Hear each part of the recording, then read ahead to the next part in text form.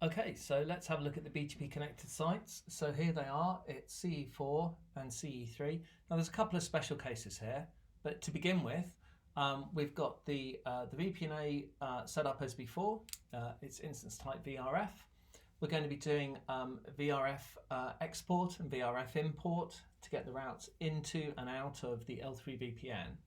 And of course, because it's BGP, once the routers come in to the INET 0 from the VRF import, it's in the table, it's in BGP, and it will naturally flow out to VPNA CE3 and CE4. So we won't need that OSPF export that we had on the previous sites.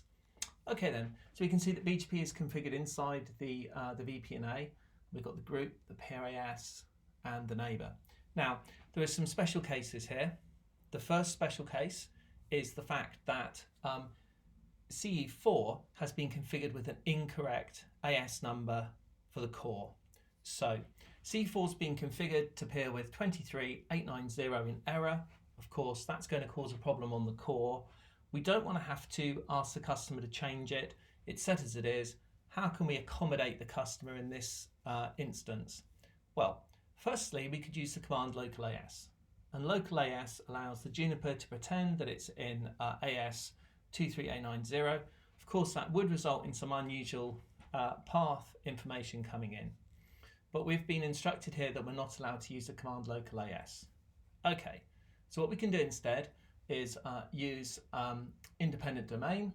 So set routing instance VPNA, routing options, in this case, are in the routing options inside the VPN. Autonomous system 23890, independent domain. Now what will this do? Well, this is designed to do something slightly different. It's designed to be able to tunnel requirements across an MPLS core, but the way that it functions is it prevents any path from being added to the route. So there's no path added to the route. Consequently, no one's going to know that we're in the wrong autonomous system number, and the route is going to pass in. Okay, so configuring independent domain on router 5 will have an impact on router 1 and router 8, because of course when the route arrives it has no path, and so they'll naturally forward it. However, we have the same autonomous system on both ends. Router 1 and router 8 are both connected again to the same autonomous system number. So routes that arrive could loop. How are we going to deal with this? And we may have another site with the same autonomous system number. Well, we're going to be using the command advertise PRAS. And what this is going to do is implement a type of basic split horizon onto the BGP routes, whereby if router 8 was to receive a route from an AS number, it wouldn't forward that route back to the same AS, but it would forward that route to a peer AS number, i.e. another site with 64888.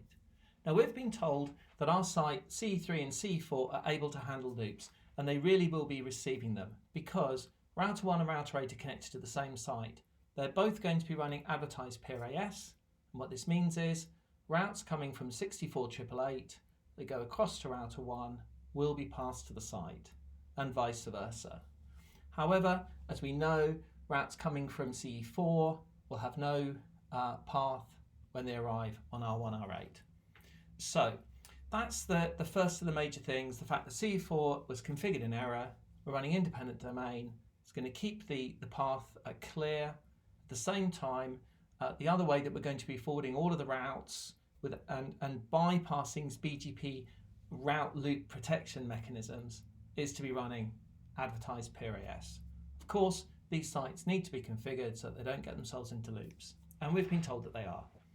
The second two issues that are a little bit special here is, firstly, if you remember, router 8 was the preferred router for the upstream 1 and the upstream 2 autonomous system, and this was done with an iBGP export with a higher local preference value of 200. Now we'd also like router 8 to be the router of choice for CE3 on the VPN, and the way to do that is inside the global protocols. We're not in the VPN here. We type set protocols BGP VPN apply export, and then the export iBGP policy will also apply to the VPN. And then finally, the last part about this is that at this point in the example we do not have an LSP R1 to R5 or R5 to R1. So we need to check them and put them in. And of course, we remember that router 1 is running OSPF. It's not part of ISIS. Therefore, its TED database is different. So we're turning on the MPLS path with no constrained path, shortest path first.